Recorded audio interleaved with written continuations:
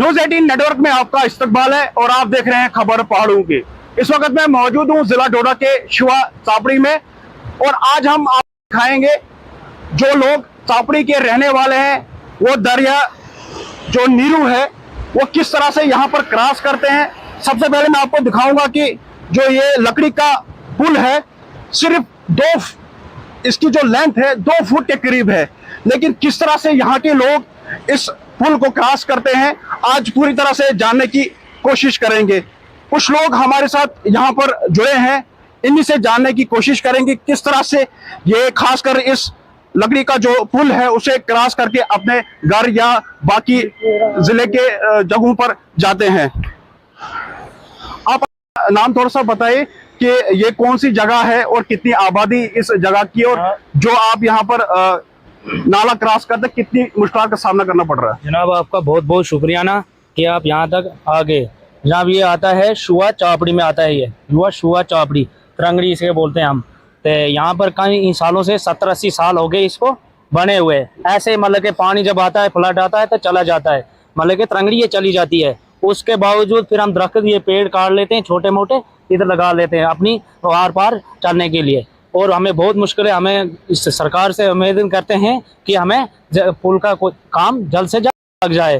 तो आप खुद ही देखो फिर तो क्या हाल। हमने देखा कि जो ये पुल आपने बनाया है लकड़ी का, ये किस लकड़ी का आपने बनाया है? क्या आपने खुद इसको तैयार किया है? जी हम खुद ही तैयार करते हैं इसको। ये है ना यहाँ पर पेड़ इन्हीं को काट लेते हैं, हम इनको छोटे मोटे लगा लेते हैं। हम क्या करें, हम सरकार से बहुत उम्मीद की मगर कोई हमें पुल की कोई नहीं दिया। तो खासकर अगर देखा जाए बरसात के मौसम में आप किस तरह से इस दरिया को क्रॉस करते हैं? बरसात के मौसम में फिर हमें पैदल चलना पड़ता है 8-9 किलोमीटर। तो वहाँ से हम गुजर करते हैं, उधर से जाते हैं। फिर जब तक पानी का नीचे बहाव नहीं आ जाता तब तक फिर हम लगाने के यहाँ तरंगड़ी को लगाने की कोई कोशिश नहीं। तो कितनी आबादी यहाँ इस गांव की और कितने लोग जो है दिन में इस पुल को क्रॉस करते हैं? दिन में कम से कम 200-300 लोग वार पार चलते रहते हैं, कोई काम के लिए, कोई मजदूरी के लिए, कोई बीमार होता है। जैसे आप खुद ही देखोगे यहाँ पर अभी जा रहा है ये लेकर लड़का, इसको बीमार हुआ है, ये जा रहा है उधर पुरानों में। अब वो कितनी मुश्किल आती है, ना हमें कोई रोड है ना हमें कोई पुल है, हमें स्कूल भी नहीं, हमें बहुत दिक्कत है स्कूलों की बात ही। हमें यहाँ से डोडा भेजना पड़ते हैं, यहाँ फिर शुआ जाना पड़ता है। आपको खुद ही पता है कि यहाँ पर कितना डर है, शेर का है। तो और भी कुछ लोग हमारे साथ जुड़े हैं, आप अपना नाम थोड़ा सा बताइए। मेरा नाम मोहम्मद रफ़ी है। जनाब आपने देख ली इधर की कितनी खस्ता हालत है। हमें तो ना बिजली, चलो बिजली है जैसी कैसी माड़ी मोटी है, ना पानी है, ना हमारे लिए पुल है। हमारे बच्चे कैसे स्कूल पढ़े तो कैसे पढ़े। आप देखो यहाँ से ऊपर 5 किलोमीटर पुराना जाना पड़ता है, वहाँ से हमारी सारी एसटी बरादरी ऊपर बैठी हुई, तो बच्चे स्कूल नहीं जा पाते। अगर ऊपर से भेजे तो वहाँ पे शेर का डर है, कहाँ जाए। यहाँ से भेजे तो कोई बच्चा गिर जाए, आप ये सामने देख रहे हो। तो हमें हर चीज़ की मुश्किल करनी पड़ती है। स्कूल की तो हमें सबसे ज़्यादा किल्लत है। डोडा खासकर अगर देखा जाए स्कूली जो बच्चे हैं वो किस तरह से यहाँ पर क्रॉस करते हैं? कैसे क्रॉस करें? खुद सुबह उनका पेरेंट साथ आता है गाड़ी में चढ़ाने पहुँचाने, फिर शाम को साथ आना लेना। अकेले बच्चों को हम नहीं भेज सकते। तो क्या अपील आप करना चाहते हैं इंतजामिया से? सरकार से करते हैं इंतजामिया से कि हमारे पुल का कुछ सोचे, हमारा करें, क्योंकि हमारे बच्चों का फ्यूचर बने, वो भी आगे पढ़ाई कर सके, हम भी कहीं जा सके। तो कितनी बार अभी तक ये यहाँ पर पानी की बहाव से टूट चुका है और कितनी बार आपने इसे खुद जोड़ा है? जनाब ये मत पूछो कितनी बार, हर साल 15-16 सालों से तो हम जोड़ते ही आए इसको। ये टूटने का पूछो मत। अभी बारिश आई, शाम को टूट जाएगा, सुबह फिर आगे नया लगाएंगे। हमारे पास ये लकड़ी है, इतना ही कुछ कर सकते हैं और हम क्या कर सकते हैं। और भी कुछ लोग हमारे साथ यहाँ पर है, आप देख रहे होंगे कि ये अपने बच्चे को यहाँ से इसी जो लकड़ी का पुल है क्रॉस करके यहाँ से यहाँ तो अपने काम के लिए ये जा रहे होंगे, इन्हीं से जानने की कोशिश करेंगे। आप अपना नाम थोड़ा सा बताइए। कासिम, आप अपने बच्चे को लेकर इस पुल से गुजर रहे हैं तो कितना डर आपको रहता है यहाँ जब भी आप इससे आर पार करते हैं? ना मुश्किल काफी है, पुल बिल्कुल नहीं, और पुल नहीं है मुश्किलात में जान पैदा के चारों छोटे छोटा बच्चा लेगा बड़ी मुश्किलात है। या तो पुराने जान पैदा या तो पलटोटा जान पैदा, जल्दी में बड़ी मुश्किलात आते हैं। कोई पुल की का गुंजाइश है नहीं, इस तरंगड़ी को नहीं लंघ सकता। हम फिर ये टूटी फूटी शोर लागा वक्त पास करा। तो सरकार से इंतजामिया से क्या आप डिमांड अपील कर रहे हैं? फिर ये है बस पुल लग जाता, हम ना हमने कहीं रोड ना और पुल लग जाते, चलो हमारे पार कोई बीमार हो जाए, मुसीबत आ जाए तो पुल को तपा सका बीमार शिमार किसी ने। तो जब लोग बीमार होते हैं तो उन्हें यहाँ किस तरह से आप लेते हैं, डॉक्टर के पास, हॉस्पिटल किस तरह पहुंचाते हैं? यहाँ पुराना लेना पौना या फिर पुल रोड है। तो यहीं से इस पुल से क्रॉस करके, हाँ तो कितना खतरा आपको रहता है उस टाइम? काफी खतरा है इस पुल। तो क्या कोई यहाँ पर हादसा भी हुआ है, किसी की जान इस पुल की वजह से गई है यहाँ पर? हाँ हाँ, पहले एक बार गई है, एक लड़की गई है उधर आगे की है, वो वहाँ उस टाइम यहाँ पर नहीं थी, मगर पानी ज़्यादा था, फिर कम हो गया था, फिर वो उधर से नीचे से जा रहे थे, वो नीचे चली गई। एक ऐसे 1-2 हादसे हुए हैं। इन लोगों की अब यही मांग है जिला इंतजामिया से, जो यहाँ पर पुल है, इस पुल को जल्द से जल्द तैयार किया जाए, नया दिया जाए, ताकि यहाँ के लोग आर पार करने में इन्हें कोई भी मुश्किल का सामना ना करना पड़े, क्योंकि इससे पहले भी यहाँ पर लोगों की जानें गई हैं। हमने देखा कि इस पर चलना काफी मुश्किल है, लेकिन उसके बावजूद भी यहाँ के लोग इसे क्रॉस करते हैं और अपने घर पहुंचते हैं।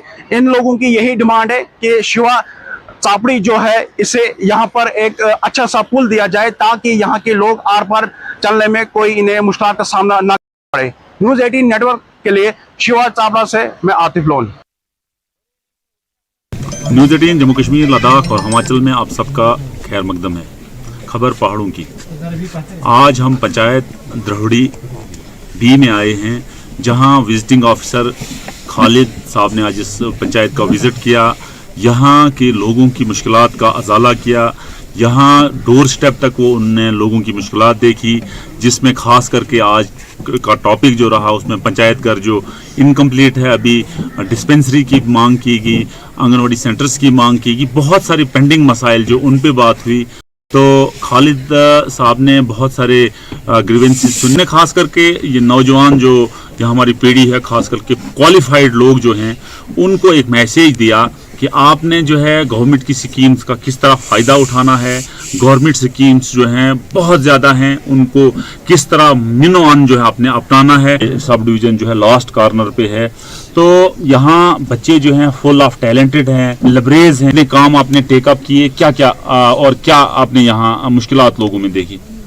जी शुक्रिया फिरोज साहब। बेसिकली ये मेरी 3rd विज़िट थी, तो इसमें जो है चूँकि सरकार में GAD की तरफ में लिखा हुआ था उसमें भी कि जो हमने सेल्फ एम्प्लॉयमेंट स्कीम पे ज़्यादा फोकस करना है, इसको ज़ीरो करना यहाँ पर है। तो मेरे साथ GMDIC डोडा के रिप्रेजेंटेटिव भी थे और डिप्टी डायरेक्टर एम्प्लॉयमेंट काउंसलिंग मेरे जो है डोडा के, उनके भी रेप थे यहाँ पे। उन लोगों को बताया स्कीम्स के बारे में ऑलरेडी, और सरपंच साहब को भी ड्यूटी दी गई है, SDM साहब को मैंने बताया हुआ है कि वो तमाम एक लिस्ट फ्रेम करेंगे सेल्फ एम्प्लॉयमेंट स्कीम्स के अंदर बच्चों को ज़्यादा से ज़्यादा जो है वो कवर कर। मेन फोकस इस स्टेज पर BTV का यही था हमारा। जहाँ तक हमारा ताल्लुक है जो यहाँ के नौजवान पढ़े लिखे हैं, मैं अभी रिसेंटली मैं आपको बताना चाहूँगा आपके ही ज़रिए से। अभी हमने एक जॉब फेयर किया था, ऑनरेबल LG साहब को इनाग्रेट करना था, बाद में LG साहब बाहर चले गए तो रैप को भेजा था। एडवाइज़र साहब ने वहाँ पे आए, ऑनरेबल एडवाइज़र साहब थे, हमारे प्रिंसिपल सेक्रेटरी मैडम थी, बाकी थे। जब उसको वहाँ पे 4000 जॉब वैकेंसी हमें रेफ़र की गई थी थ्रू आउट, बड़ी बड़ी जो इंडस्ट्रीज़ यहाँ जम्मू कश्मीर की हैं, और बाहर से भी उसमें बहुत सी कंपनी से उसमें शिरकत किया था। और उसमें टचिंग मेरे हिसाब से करीब 4500 बच्चों ने उसमें शिरकत की। ऑन द स्पॉट 256 बच्चों ने वहीं पर नौकरी पाई अच्छे पैकेज से। मतलब अगर आप कोई देखेंगे कुछ किसी ने MSc IT किया है तो वो किसी अच्छी इम्पल्स नाम की कंपनी थी, वहाँ पे डिफरेंट कंपनी थी, SBI था, HDFC, power grid of India था, NHPC थी, बहुत बड़ी बड़ी कंपनीज भी थी जो सेक्टर से हैं। तो 30,000, 35,000, 25,000 इस रेंज की जॉब्स वहाँ पे थी। 256 बच्चों को वहीं पे प्लेसमेंट मिल गई है। स्टिल वो एक ऑनगोइंग प्रोसेस है। अभी मिशन यूथ की तरफ से भी हुआ था जम्मू में, वो भी हो रहा है। और हमारा एक जो है बहुत बड़ा मेगा जॉब फेयर होने जा रहा है कश्मीर में, श्रीनगर हेडक्वार्टर पे होगा, वो जल्दी होगा, मेरे ख्याल से एंडिंग मार्च में होगा। उसमें भी हमें एक्सपेक्टेड है कि 4000 प्लस वैकेंसीज वहाँ पर आएंगी। मैं यहाँ के पढ़े लिखे नौजवानों को जो डिफरेंट सेक्टर से पढ़े, डिफरेंट स्किल सेट में ट्रेंड है, अगर अनस्किल्ड भी है, अनस्किल्ड के लिए भी जॉब है वहाँ पर। मान लीजिए कोई कंपनी खुलती है कहीं पे, जैसे जम्मू में एक जगह अभी रिसेंटली जो रिक्रूटमेंट हुई उसमें एक कंपनी थी, उसमें मैनेजर भी चाहिए था। मैनेजर को मैनेजर MBA होना जरूरी है, उसको बाकी चीज़ अकाउंटेंट को BCom होना या MSc मैथमेटिक्स होना जरूरी था। इस तरह अगर वहाँ पर कोई क्लर्कल जॉब में सिंपल BA वाला भी आएगा तो BSc वाला भी आ सकता है। 4th क्लास जॉब जो होती है, जो MTS मल्टीटास्किंग जिसको हम सर्विस बोलते हैं अब, तो उसमें जो है वो 12th वाला भी आएगा, 10th वाला भी आएगा। चौकीदार के लिए 8th वाला। वो सरकार जो है हर चीज़ को इसको जो है आउटसोर्स कर रही है ताकि ज़्यादा से ज़्यादा जॉब और क्रिएट की जाए। हमारा डिपार्टमेंट भी जो है वो एम्प्लॉयमेंट डिपार्टमेंट, रोजगारी डिपार्टमेंट ही है। तो जहाँ तक मेरा जो नॉलेज है, जो मैंने डिपार्टमेंट को अंडरस्टैंड किया है, अगर आप सोशल वेलफेयर डिपार्टमेंट को देखें, जो हमारे बाल आश्रम्स हैं या नारी निकेतन हैं, इनको भी प्राइवेटाइज किया जा रहा है। यहाँ पर भी सुपरिटेंडेंट से लेकर नीचे तक अप टू चौकीदार तक वो बाहर से आएगा। तो पढ़े लिखे नौजवानों के बहुत ज़्यादा स्कोप है, अवेयरनेस नहीं है। तभी मैंने इनको लाया था डोडा से भी, ये भी अवेयर करें। मैं भी आपकी तरफ से इनको अवेयर कर रहा हूँ। वो एम्प्लॉयमेंट डिपार्टमेंट, खासकर डिप्टी डायरेक्टर हमारा जो डोडा में बैठता है, deputy director employment counselling centre Doda, उसके साथ राब्ते में रहे। मेरे एम्प्लॉयमेंट अफसर भी साथ हैं, उनसे राब्ते में रहे। GMDIC के साथ राब्ते में रहे। तो ये हमारे साथ कनेक्टेड है और उसमें जॉब की जो है वो भोचाड़ है, अवेलेबिलिटी नहीं है। एक चीज़ मैं और ऐड करना चाहूँगा, नारायण हॉस्पिटल कितना मशहूर हमारा है जो कटरा में है, इसके साथ साथ अपोलो को भी ज़मीन ट्रांसफ़र हुई है। इंटरनेशनल मेडिसिटी आ रही है जम्मू में, कश्मीर में जा रहे हैं। बहुत ज़्यादा प्राइवेट हॉस्पिटल का एक जाल बनने जा रहा है। नारायण वालों ने 10 बार हम लोगों को कहा था कि आपके पास BSc नर्सिंग है तो we will provide them the job. उनकी इनिशियल जो है जॉब पैकेज 20-25 हज़ार स्टार्ट हो। जब कोई वहाँ पर रेगुलाइज हो जाए, उसका वो स्किल हो, अच्छी तरह ट्रेनिंग की हो, आता हो बच्चे को वैसा, तो हॉस्पिटल फिर उसको 40-50,000 भी देता है। काफ़ी बच्चे उन्होंने इस बार भी ऑब्जर्व किए। तो बहुत ज़्यादा स्कोप है इसमें बच्चों की। क्यों हमारे बच्चों को अवेयरनेस मिलेगी कहाँ से, इन प्रोजेक्ट्स का पता चलेगा कैसे, और कैसे सेल्फ स्टाइल्ड वो हो जाएंगे, कैसे वो सेल्फ अर्निंग उनका होगा, और उनके लिए आपका एक मैसेज ऐसा होना चाहिए, वो ये चीज़ें सीखेंगे कहाँ? क्योंकि आपको पता है गाँव में कितनी बेसिकली ये गाँव जो आप वो गाँव नहीं रहे हैं, ये ग्लोबल विलेजेस बने हैं, लेकिन बहुत सारी तब भी बहुत सारी चीज़ें हैं जिससे हम अभी पीछे हैं। इस पर आप क्या कहना चाहोगे? देखिए, सबसे बड़ी बात यह है कि दुनिया जो है, जब आगे हम बढ़ते हैं, पहले ज़माने में होता था, आपने सुना है फिरदौस साहब और लोग तमाम आवाम को भी पता है कि पहले पढ़ाई की वैल्यू कुछ और थी, अब कुछ और है। अब कंपटीशन का दौर है, मुकाबला बहुत ज़बरदस्त है। आपने देखा होगा सरकारी लेवल पर हमारे पास जो मेरा MTSs जितने भी हैं मेरे, जिनको 4th क्लास हम बोलते हैं, ड्राइवर को, कोई PG करके MPhil वाले भी आते हैं। वो एक किस्म की डिस्गाइज एम्प्लॉयमेंट है उसके लिए, लेकिन कंपटीशन वैसा है। किसी को केस करना है, IAS करना है, MBBS करना है, कोई भी एग्ज़ाम करना है। इवन कि अगर आप किसी को 4th क्लास भी लगे, उसको भी रिटर्न एग्ज़ाम देना है SSRB में, तो वहाँ कंपटीशन का माहौल है।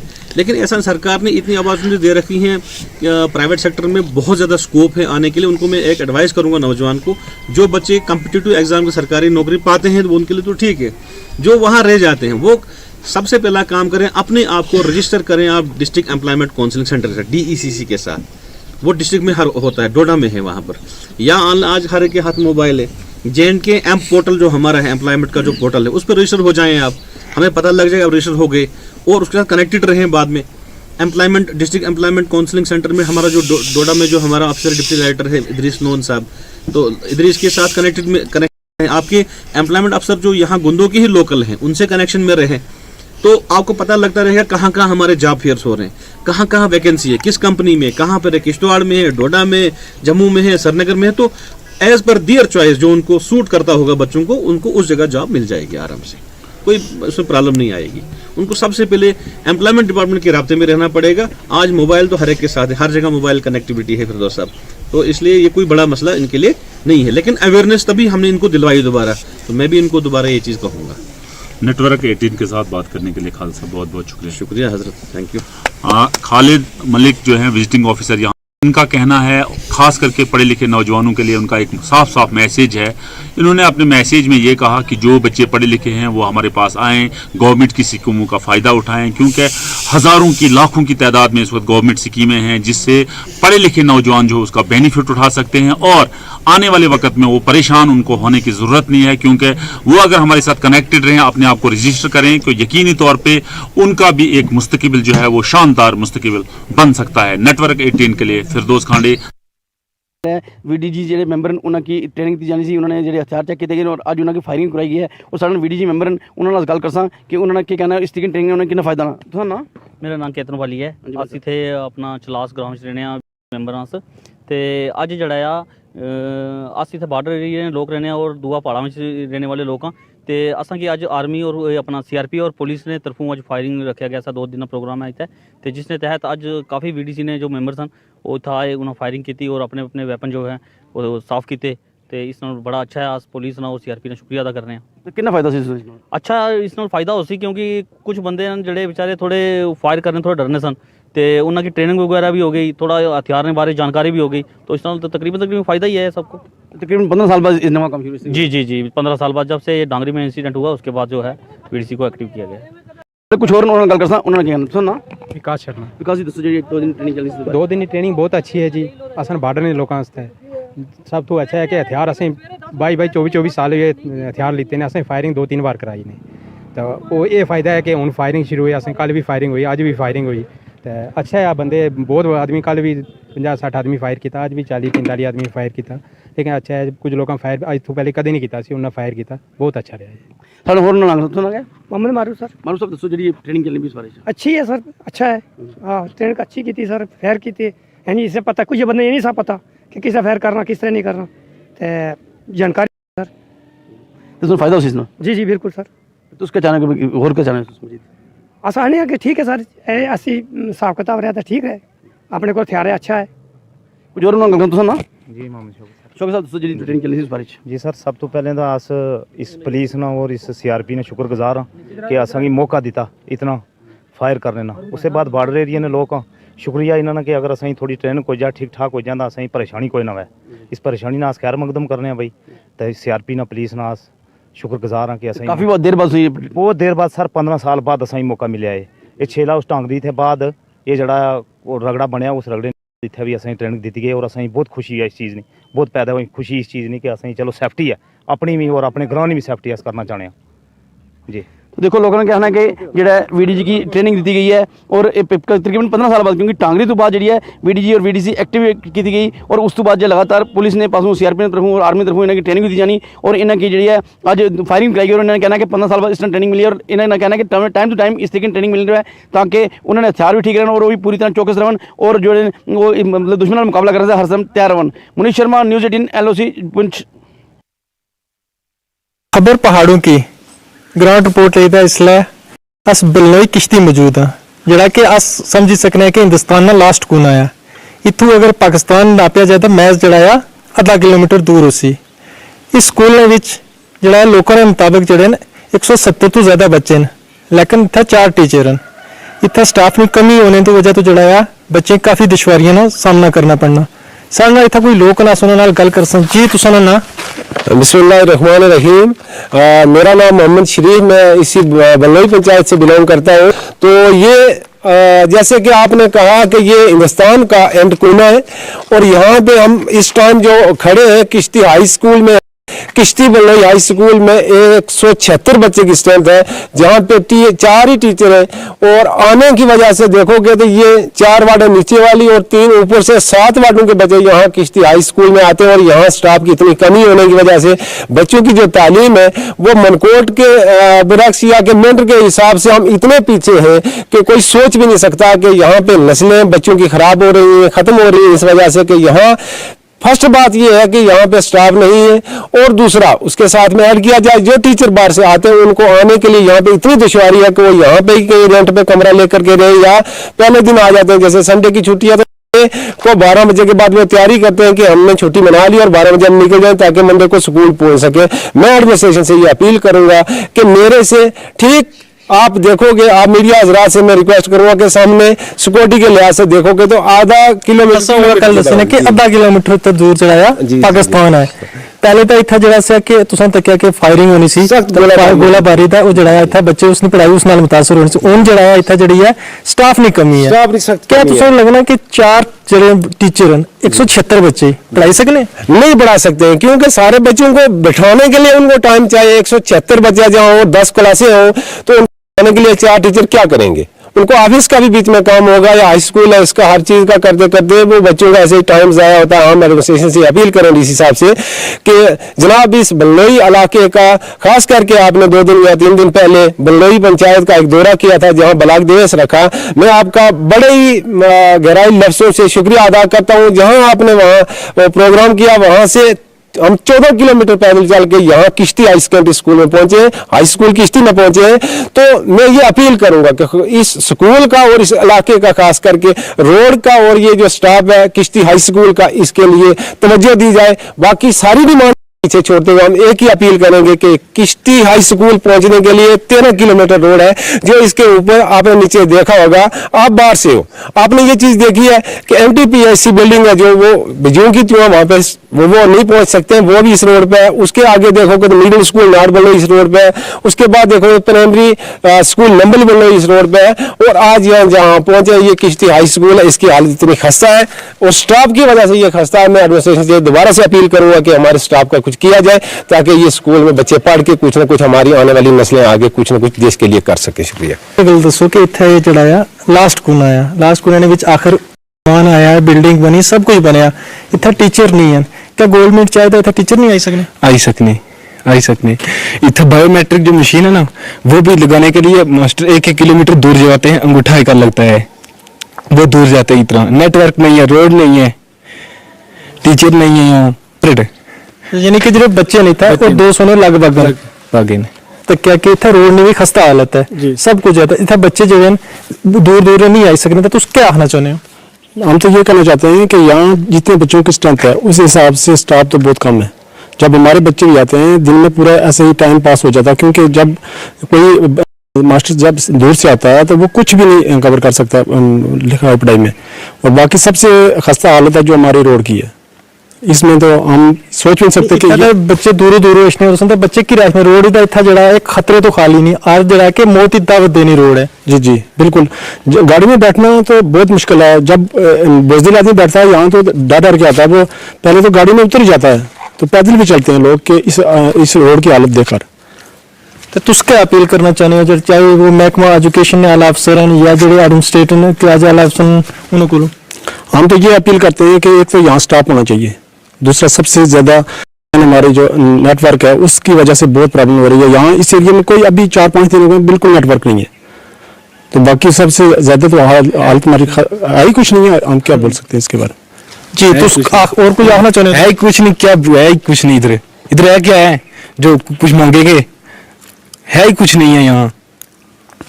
उस क्या क्या आपने डिमांड करना चाहते तो? इतना पानी नहीं, रोड नहीं, स्कूल जड़ा उस स्कूल बने ना बिच टीचर नहीं, बच्चे हैं जड़े 4 बच्चे हैं तो 4 टीचर हैं, वो क्या करने ते निके या डकने बस, तो रिकॉर्ड इतना है मेंटेन नहीं ना होई बस नहीं बस। तो उस तकने जड़े इत्थे ना बच्चे 4 टीचर हैं तो 176 बच्चे पढ़ाने हैं। अगर ये बच्चे जो एक जड़ा लास्ट कून आया तो दूसरा जो जम्मू ने बच्चे, क्या इतने बच्चे तू पढ़े तो जम्मू वाले बच्चों ने मुकाबला कर सकने? नहीं इतना नहीं कर सकने, इतना नहीं कर सकने भाई। तो लास्ट क्या आना चाहते हो? लास्ट जड़ा मैं सरकार से ये अपील करूंगा कि ये जो किश्ती हाई स्कूल जहां हम खड़े हैं किश्ती बल्लोई में, यहाँ सबसे पहले मेरी ये रिक्वेस्ट है कि एडमिनिस्ट्रेशन से या डिस्ट्रिक्ट एडमिनिस्ट्रेशन से जहाँ डीसी साहब से ये अपील करूंगा कि खुदा के लिए हमारे बच्चों के लिए यहाँ पे स्टाफ प्रोवाइड किया जाए, और आने वाली जो ये नस्लें ये खराब न हो। जो पीछे गुजर गया 2 साल बीच में मुतासर रहे कोई कोविड की वजह से, उसके पहले हम फायरिंग की ज़द में आते रहे कि यहाँ पे सारा ये इलाका जितना ये गोलाबारी से जूझ रहा था, तो ऊपर वाले का शुक्र ये है कि सीज फायर हुआ तो हमें थोड़ी सी रात की सांस लेने का टाइम मिला, और आज स्टाफ की वजह से हम ये एडमिनिस्ट्रेशन से पुरजोर अपील करेंगे कि यहाँ पे स्टाफ दिया जाए और इस पर नज़र की जाए। मैं तो ये अपील करूँगा कि यहाँ एक डिस्ट्रिक्ट अफसर को जरूर आकर के देखना चाहिए कि ये बल्लोई किस तरीके का, किस लिहाज से किस तरीके का इलाका है। यहाँ पे हाई स्कूल गवर्नमेंट ने तो कर दिया, बिल्डिंग के लिए गवर्नमेंट का शुक्रिया, उसने पैसा दिया, यहाँ पे ठेकेदार किस हालत में बनाया वो ठेकेदार ही जाने या अल्लाह जाने, मगर ये है कि बिल्डिंग बनने से हमारा मुस्तकबिल ठीक होने वाला नहीं। जब तक हमें स्टाफ ना मिले, जब तक यहाँ नेटवर्क की जैसे आवाम की डिमांड है, ये नेटवर्क की यहाँ परेशानी है, वो टोटली आज तक रिफंड है कि यहाँ नेटवर्क नहीं है। रहा रोड वाला मसला, वो आपने सुबह से चल के यहाँ पैदल पहुंचे, आपको पता है कि इलाके की क्या हालत है और किस तरीके से लोग जूझ रहे हैं। और मैं ये एडमिनिस्ट्रेशन से अपील करूंगा कि हमारे ऊपर ये एहसान किया जाए। मैं आपसे एक अपील करूंगा कि खुदा के लिए हम आपके साथ है हिंदुस्तान के एंड कोने में, और हमें ऐसे दरकिनार न किया जाए, हमारी इन बातों को सीरियसली लिया जाए और ग्राउंड की सिचुएशन को देखते हुए हमारे साथ इंसाफ किया जाए। शुक्रिया। तो सर सुनिए, इन्हें लोगों ने गल्लां, इन्हें लोगों ने यह कहना है कि सब तो पहले जड़ा ਪਾਕਿਸਤਾਨੀ ਫਾਇਰਿੰਗ ਨਾਲ ਮੁਤਾਸਰ ਹੋਏ ਆ ਤਾਂ ਜਿਹੜਾ ਪਾਕਿਸਤਾਨੀ ਫਾਇਰਿੰਗ ਹੋਣੀ ਸੀ ਤਾਂ ਉੱਥੇ ਅਸਲਾ ਸਕੂਲ ਨਹੀਂ ਸਨ ਲੱਗਣੇ ਤਾਂ ਬੱਚੇ ਨੇ ਜਿਹੜੀ ਪੜ੍ਹਾਈ ਮੁਤਾਸਰ ਹੋਣੀ ਸੀ। ਫਿਰ ਜਿਹੜਾ ਦੂਆ ਜਿਹੜਾ ਆ ਇੱਥੇ ਕੋਵਿਡ ਨਹੀਂ ਵਜ੍ਹਾ ਤੋਂ ਜਿਹੜੇ ਸਕੂਲ ਨਹੀਂ ਲੱਗੇ ਤਾਂ ਕੋਵਿਡ ਨਹੀਂ ਵਜ੍ਹਾ ਤੋਂ ਬੱਚੇ ਨਹੀਂ ਪੜ੍ਹਾਈ ਮੁਤਾਸਰ ਹੋਈ। ਔਰ ਲਾਸਟ ਨੇ ਇਹ ਵੀ ਆਇਆ ਕਿ ਹੁਣ ਜਿਹੜਾ ਇੱਥੇ ਸਟਾਫ ਨਹੀਂ, ਇੱਥੇ ਸਕੂਲ ਤਾਂ ਗਵਰਨਮੈਂਟ ਦਿੱਤਾ, ਬਿਲਡਿੰਗ ਬਣੀ, ਸਭ ਕੁਝ ਬਣਿਆ, ਲੇਕਿਨ ਇੱਥੇ ਸਟਾਫ ਨਾ ਹੋਣੇ ਦੀ ਵਜ੍ਹਾ ਤੋਂ ਜਿਹੜਾ ਆ ਬੱਚੇ ਨਹੀਂ ਪੜ੍ਹਾਈ ਮੁਤਾਸਰ ਹੋਣੀ। ਉਹਨਾਂ ਇਹ ਗੱਲ ਆਹੀ ਕਿ ਇੱਥੇ ਤੁਸੀਂ ਤੱਕਿਆ ਕਿ 176 ਬੱਚੇ ਨੇ ਔਰ 4 ਟੀਚਰ ਜਿਹੜੇ ਉਹਨਾਂ ਪੂਰੇ 676 ਬੱਚੇ ਨੇ ਜਿਹੜੇ ਪੂਰੇ ਸਬਜੈਕਟ ਜਿਹੜੇ 10 ਕਲਾਸਾਂ ਨੇ ਨਹੀਂ ਪੜ੍ਹਾਈ ਸਕਨੇ ਤਾਂ ਇਹਨਾਂ ਇਹ ਡਿਮਾਂਡ ਕੀਤੀ ਕਿ ਅਸਾਂ ਹੋਰ ਜਿਹੜੇ ਨੇ ਇੱਥੇ ਟੀਚਰ ਦਿੱਤੇ ਜਾਣ ਤਾਂ ਕਿ ਜਿਹੜੇ ਬੱਚੇ ਦੀ ਪੜ੍ਹਾਈ ਮੁਤਾਸਰ ਨਾ ਹੋਵੇ। ਨਾਜ਼ਮ ਅਲੀ, ਨਿਊਜ਼ 18 ਕਿਸ਼ਤੀ।